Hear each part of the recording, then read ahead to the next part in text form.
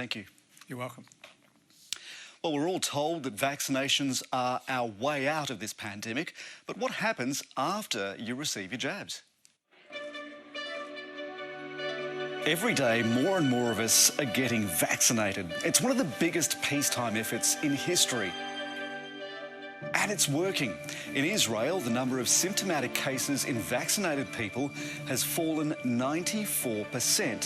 For the first time since March of 2020, the USA has less than 300 deaths per day. Countries around the world are reopening. It's a global challenge.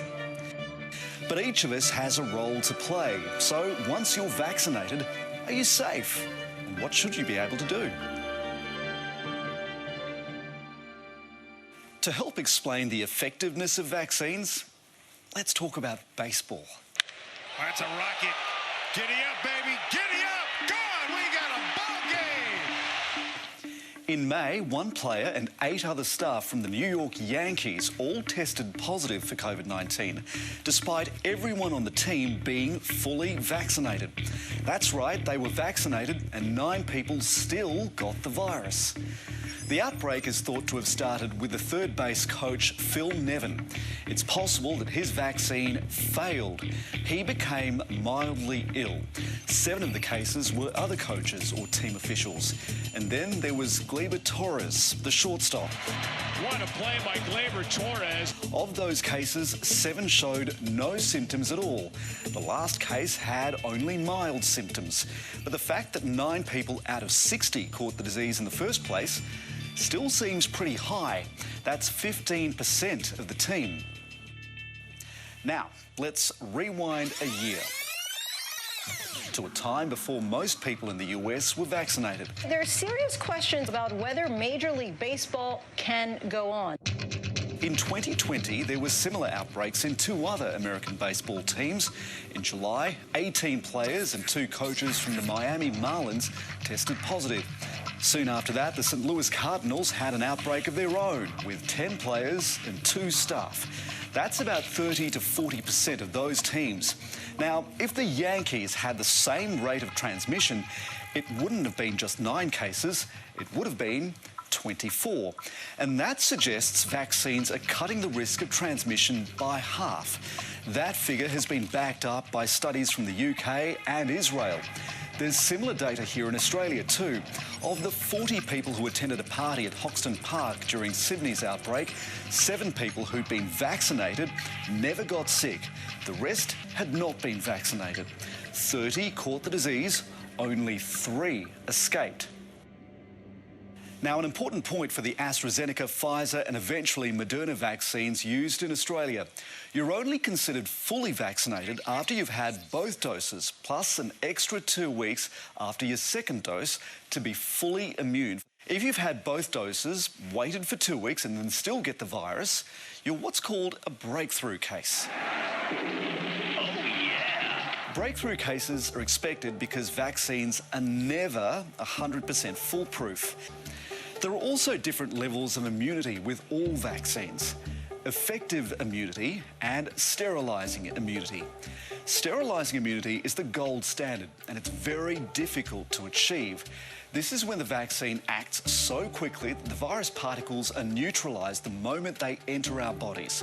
The measles vaccine does this, and so does the hepatitis vaccine.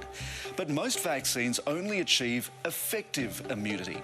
In these cases, the virus can get into our systems and enter our cells and even start to replicate. But that's when the antibodies generated by the vaccines get to work. And it shouldn't take long for them to overwhelm the virus, stopping it in its tracks and preventing the virus from becoming an infection. What it means is that you'll end up with a milder case, or might even have no symptoms at all. And that's what happened with the New York Yankees. Yankees win. In the US, the CDC has so little concern about these cases, they aren't even counting them anymore. Vaccinated Americans can now gather in groups without a mask, and they're considered safe, even though there are still thousands of cases every day. Most importantly, effective immunity means that even if you are a breakthrough case, it shouldn't cause hospitalisation or death. Now, before you run out and declare freedom, there is a word of caution. Israel, often highlighted as the world leader in vaccination, has now inoculated 60% of its population. But as restrictions have eased and the Delta variant has spread, Israel has discovered that the effectiveness of the Pfizer vaccine has dropped from 90% to 60%. Pfizer has confirmed they've seen the same reduction in their own studies and in response is now planning a third shot of its vaccine. In the UK, everything is reopening. Wimbledon was played in front of a maskless crowd. So too was the Euro 2020 final at Wembley. Pubs, restaurants and shops have reopened with few restrictions in place. If we don't go ahead now, when will we be able to return to normal? Driven by the spread of the Delta virus, cases in the UK have actually been increasing, and they've been increasing sharply. However, authorities there are not that worried. Contact tracing has been done away with, and reports of daily case numbers are a thing of the past. I want to stress that this pandemic is far from over. Between February and June, the UK recorded 92,029 cases of the Delta strain. Of those, 58% were unvaccinated, 34% had one shot, 8% were fully vaccinated. Breakthrough cases. Here's the thing, unfortunately, there will be deaths from COVID, even among vaccinated people. It's the sad reality of most disease. Just as with the flu shot, getting a booster injection for COVID may be required every year. It'll keep antibody levels high and could be adjusted to deal with new variants. It is a balance of risk, but here's where it's dangerous for Australia right now, because not enough of us are vaccinated yet. If vaccinated asymptomatic people are walking around with the virus, even though they aren't sick, they still can infect those around them.